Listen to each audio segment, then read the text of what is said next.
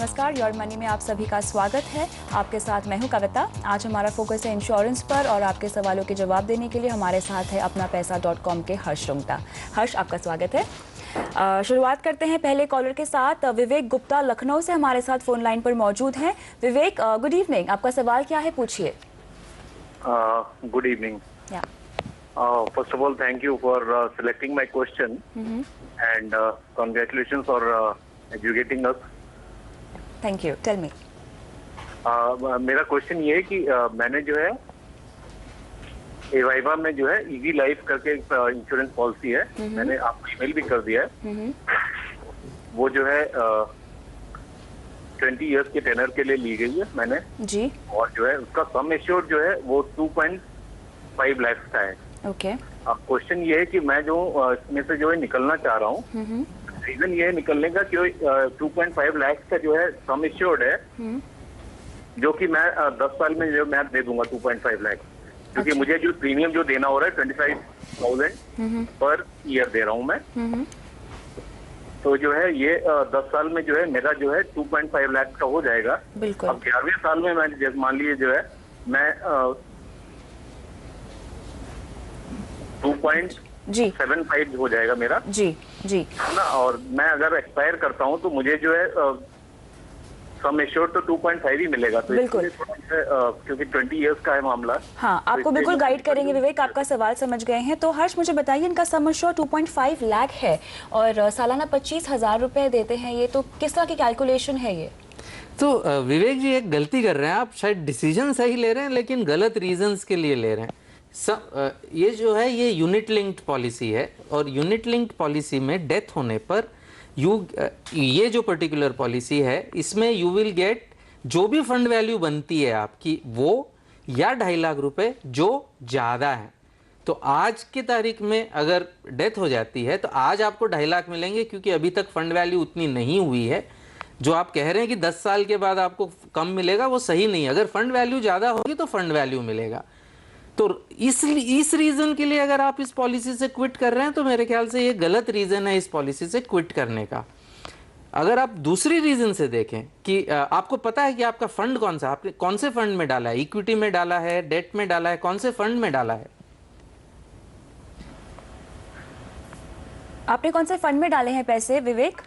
Balance fund है उनका balanced fund है। तो खैर ये हमें पता नहीं था, तो हमने उसका इक्विटी फंड का तो देखा था। तो उसका जो परफॉर्मेंस है अपने बेंचमार्क से वो काफ़ी लो है, और या सिमिलर इक्विटी फंड का, बैलेंस्ड फंड का नहीं किया हुआ है। तो ये करना पड़ेगा, ये देखना चाहिए कि उसके जो बैलेंस्ड फंड का परफॉर्मेंस है वो relative to other balanced fund और उसका खुद का जो भी बेंचमार्क है उसके सामने उसका परफॉर्मेंस कैसा रहा है। अगर परफॉर्मेंस अच्छा नहीं रहा है तो आपका इन्वेस्टमेंट अच्छा नहीं है ये, तो इसमें से निकल जाना चाहिए।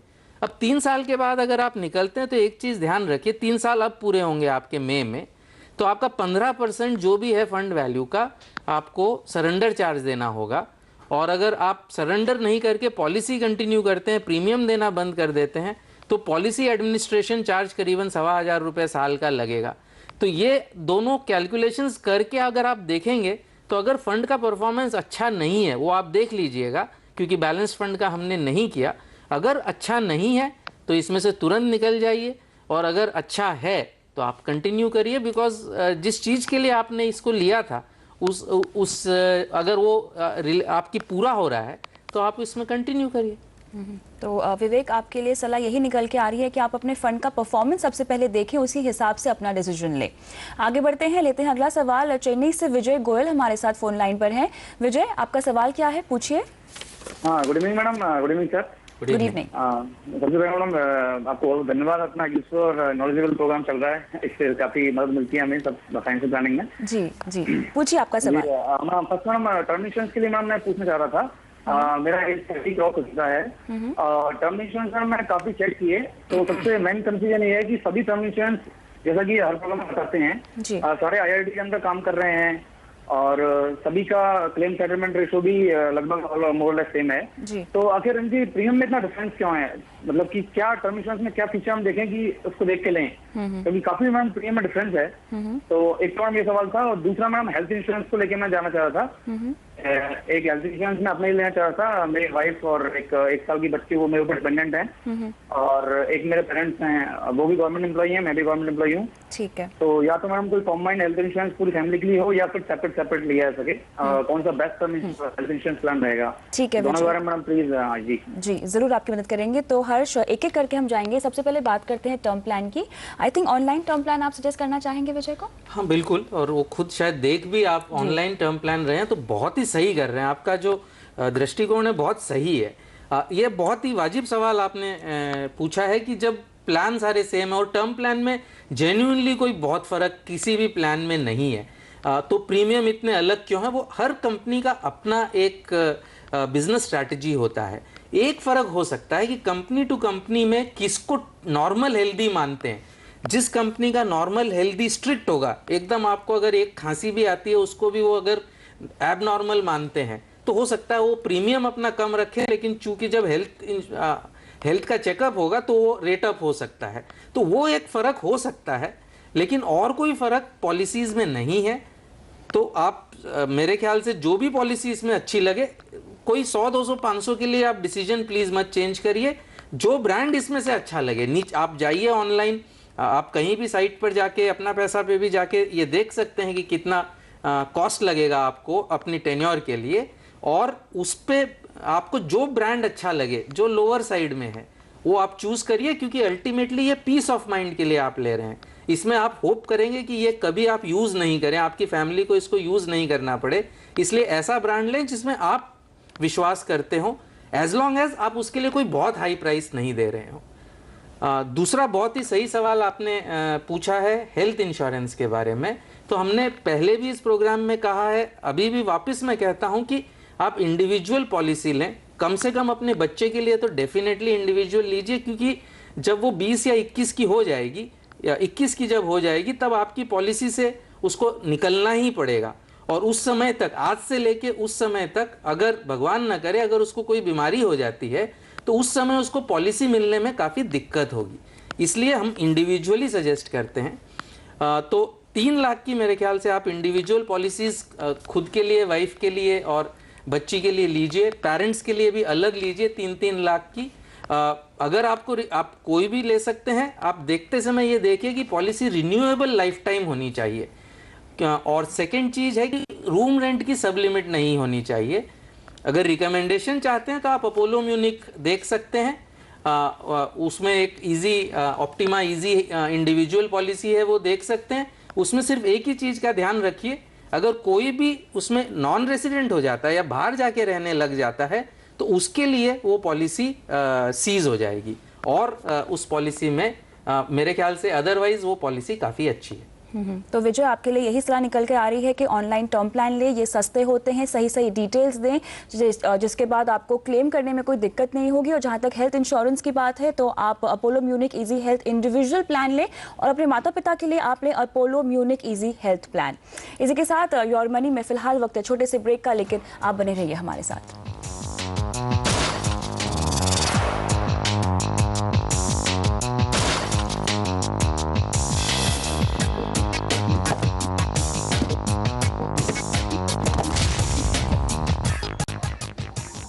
Welcome back. योर मनी में आज हमारा फोकस है इंश्योरेंस पर, और आपके सवालों के जवाब देने के लिए हमारे साथ है अपना पैसा.com के हर्ष रुंगटा। लेते हैं अगले कॉलर का सवाल। विशाल दास अहमदनगर से हमारे साथ फोन लाइन पर मौजूद हैं। विशाल, आपका सवाल क्या है, पूछिए।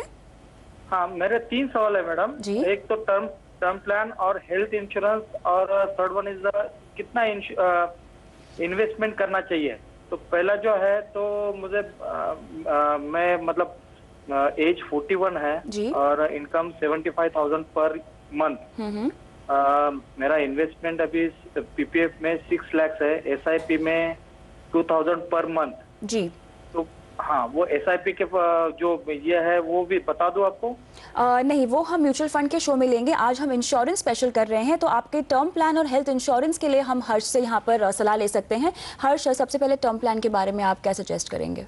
तो जैसे हमने पहले भी शो में कहा है विशाल जी, कि क्लियरली ऑनलाइन टर्म प्लान ही ज़्यादा सेंस बनता है। आप ऑनलाइन जाइए, रफली आपको मेरे ख्याल से 20 साल के लिए, आप 41 साल के हैं तो depending on your retirement age 17 से लेके 20 साल तक का पॉलिसी जो है आपको लेना है।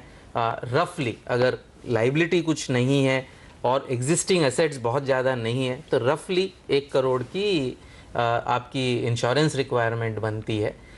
वो आप ऑनलाइन जाके लेंगे, आपकी एज पर उसका कॉस्ट बहुत ज़्यादा नहीं आएगा। 1,500 रुपये महीने के अंदर आपको 1 करोड़ तक का टर्म प्लान शायद मिल जाएगा।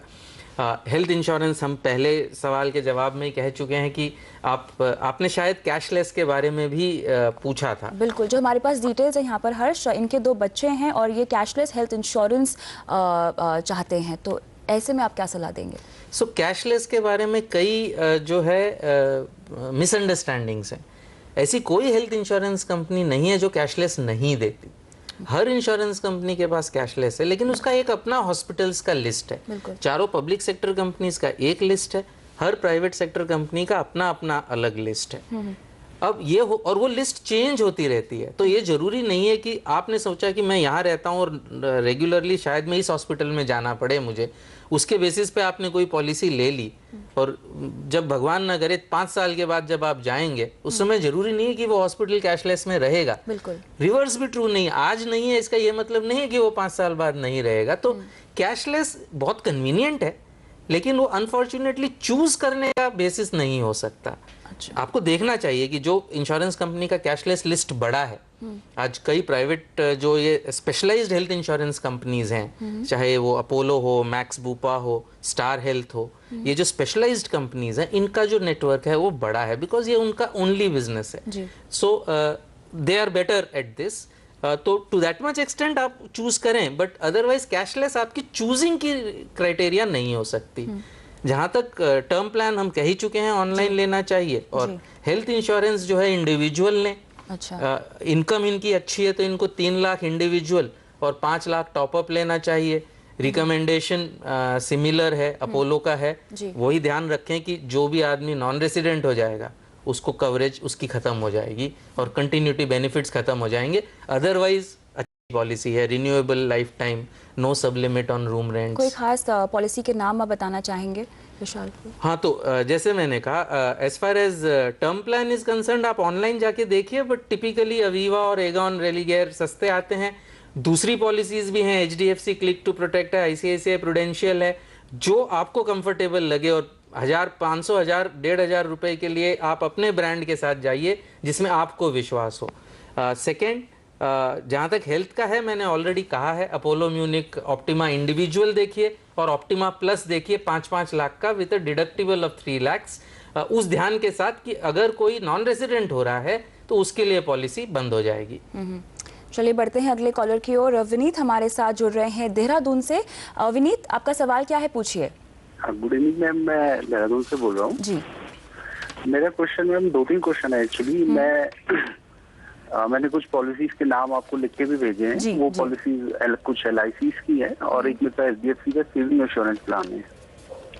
उसको 3 ईयर कंप्लीट हो जाएंगे दिस में, तो क्या मुझे वो कंटिन्यू करना चाहिए कि नहीं करना चाहिए? First question. ठीक है। सेकंड क्वेश्चन मैं ये पूछना चाह रहा हूँ कि मैं भी एक टर्म इंश्योरेंस लेना चाहता हूँ, तो वो मैंने चेक करा था नेट पे अभी हाल में ही, तो मुझे कुछ जैसे रेलिगेयर है और भारतीय अक्सा है, इनका देखा था, पर इनका जो क्लेम सेटलमेंट रेशियो है वो बहुत कम है। ठीक है।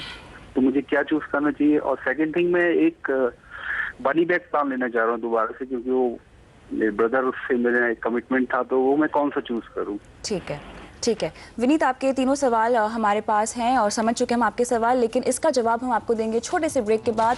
आप बने रहिए CNBC आवाज़ के साथ।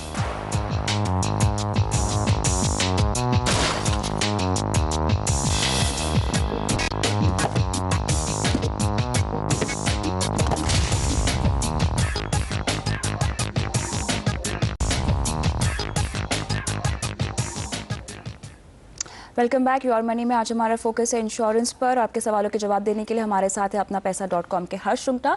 ब्रेक पर जाने से पहले हर्ष, हमने विनीत का सवाल लिया था, ये फ़ोन पे हमारे साथ अभी भी बने हुए हैं। एक बार फिर दोहरा देती हूँ मैं सवाल। इनके पास 3 लाइफ इंश्योरेंस पॉलिसीज़ हैं, ये 2 और पॉलिसीज़ लेना चाहते हैं। इसके अलावा 50 लाख का कौन सा टर्म प्लान बेहतर होगा ये जानना चाहते हैं। और इनके पास जो 3 लाइफ इंश्योरेंस पॉलिसीज़ हैं उनमें से HDFC का जो प्लान है इनका क्या वो जारी रखे या नहीं, ये जानना चाहते हैं। सो ये जो 3 प्लान है इसमें एक तो जीवन वृद्धि है, वो तो आपने अभी लिया होगा, होप 1 अप्रैल के पहले लिया होगा, क्योंकि टैक्स चेंजेस के बाद 1 अप्रैल के बाद अगर लिया है तो शायद उसमें प्रॉब्लम हो सकती है। तो 1 अप्रैल के अगर पहले लिया है तो रहने दीजिए, इट्स वो फिक्स्ड इन्वेस्टमेंट और फिक्स्ड रिटर्न प्लान है, तो उसको अपना डेट का पोर्टफोलियो मानिए और उसको कंटिन्यू करिए, बिकॉज निकालने में तो बहुत नुकसान हो जाएगा आपको। जो बाकी 2 प्लान्स हैं उसका थोड़ा सा डिटेल्ड कैलकुलेशन करना पड़ेगा, बट अगर रूल ऑफ द थंब हम देखें, सरेंडर वैल्यू लें उस पॉलिसी की, चूंकि 3 साल बीत चुके हैं, फ्यूचर प्रीमियम्स जो पेमेंट करने हैं वो लें, और प्रोस्पेक्टिव मैच्योरिटी वैल्यू लें, तो जो एक शुरू से अगर लेते तो 5-5.5% का रिटर्न मिलता, अगर फ्यूचर का लेंगे तो आपको 6-6.5 मिल जाएगा। As a rule of the thumb, specifically आपके लिए नहीं किया है ये कैलकुलेशन, तो मेरे ख्याल से उसमें कंटिन्यू करना कोई बहुत ज़्यादा समझदारी नहीं है, बट उसको इंडिविजुअली आप कैलकुलेट प्लीज़ कर लें।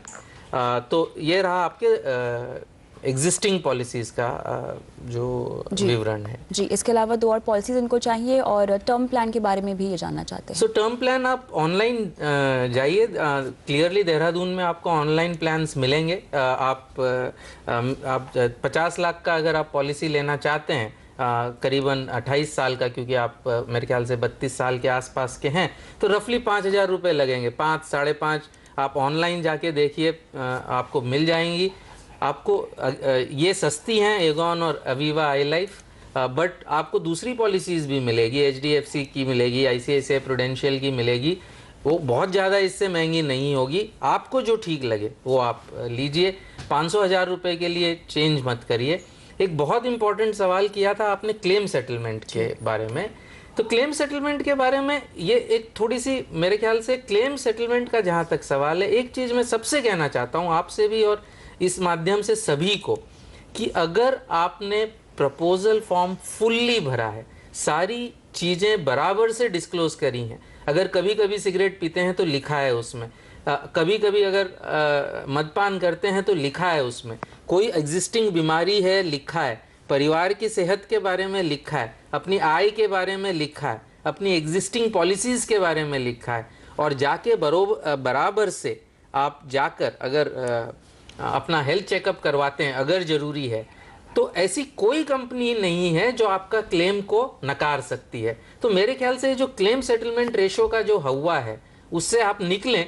ध्यान ये रहे कि आप पूरा फॉर्म जो है अच्छे से भरें, कंप्लीटली भरें। Insurance is a contract of utmost good faith, नहीं पूछा गया वो भी आप जवाब दे दीजिए, तो क्लेम आपका डिनाई होने का कोई सवाल ही नहीं उठता। डज नॉट डिपेंड कि इंश्योरेंस कंपनी कौन सी है। बिल्कुल, अपनी डिटेल सही दे तो फिर आगे चल के दिक्कत नहीं आएगी। आगे बढ़ते हैं अगले सवाल की ओर। ईमेल आया है भुवनेश्वर प्रसाद का बैंगलोर से। हर्ष, ये कंफ्यूज है टर्म प्लान लेने के लिए, ये ऑनलाइन ले या ऑफलाइन ले, इन्हें समझ में नहीं आ रहा है। इन्होंने जितनी रिसर्च की है उसके मुताबिक एगॉन और रेलिगेयर को छोड़ किसी भी ऑनलाइन प्लान में राइडर्स नहीं है। ये जानना चाहते हैं कि राइडर्स की सबसे पहले अहमियत क्या है और ऑनलाइन टर्म प्लान कितने ऑथेंटिक होते हैं, साथ ही इनके क्लेम सेटलमेंट में कोई दिक्कत तो नहीं होती है। इन्होंने बहुत ही जो 2 सवाल थे क्लेम सेटलमेंट वगैरह के, तो हमने अभी जवाब दिए। बिल्कुल। बहुत ही इन्होंने एक अहम सवाल किया राइडर्स का। Exactly. तो लाइफ इंश्योरेंस की तो काफी कॉन्शियसनेस लोगों में आ चुकी है। इस प्रोग्राम के जरिए काफी लोग जानते हैं कि लाइफ इंश्योरेंस लेना कितना जरूरी है, टर्म इंश्योरेंस लेना कितना जरूरी है। एक चीज जो अभी तक लोग शायद इतनी कॉन्शियसनेस नहीं है कि अगर कोई मेजर बीमारी मुझे हो जाती है, कैंसर हो जाता है, या अगर ऑर्गन मेरा फेल हो जाता है, कोई किडनी फेल हो गया, तो मेरी जो कमाई है वो बंद हो जाएगी। लाइफ इंश्योरेंस से पैसा नहीं मिलेगा क्योंकि मैं जिंदा हूं और भगवान करे मैं जिंदा रहूं, और हेल्थ इंश्योरेंस से मिलेगा वो हॉस्पिटल का पैसा मिलेगा। इनकम कहां से आएगी? तो ये जो राइडर्स होते हैं, एक होता है क्रिटिकल इलनेस राइडर की, ये जो मेजर 5, 6, 7 बीमारी है जिससे आपकी कमाई की क्षमता कम होती है, अगर ये हो जाता है तो वो आपको एक लंपसम पैसा देता है, जस्ट लाइक लाइफ इंश्योरेंस, ताकि आप उससे कमाई कर सकें, अपनी कमाई का भरपाई कर सकें। सेकंड होता है एक्सीडेंटल, तो या तो बीमारी से या एक्सीडेंट से, तो उस वजह से आपको लेना चाहिए। ऑनलाइन पॉलिसीज में जो राइडर्स हैं, एगॉन की भी जो राइडर्स हैं, ये दोनों चीज नहीं देती। इट कवर्स एक्सीडेंटल डेथ, वो तो आपकी लाइफ में भी कवर हो गया। It covers waiver of premium, critical illness अगर हो जाती है तो सिर्फ फ्यूचर प्रीमियम वेव होगा। तो अगर राइडर्स लेना है तो ऑफलाइन जाइए, SBI स्मार्ट शील्ड अच्छी पॉलिसी है और उसमें आपको ये राइडर्स साथ में मिल जाए। तो SBI स्मार्ट फील्ड पॉलिसी की सलाह यहाँ पर दी जा रही है आपको भुवनेश्वर प्रसाद। इसी के साथ स्टूडियो आकर अपनी एक्सपर्ट एडवाइस देने के लिए आपका बहुत बहुत शुक्रिया। धन्यवाद। और योर मनी में आज के लिए बस इतना ही। आप बने रहिए CNBC आवाज़ के साथ। नमस्कार।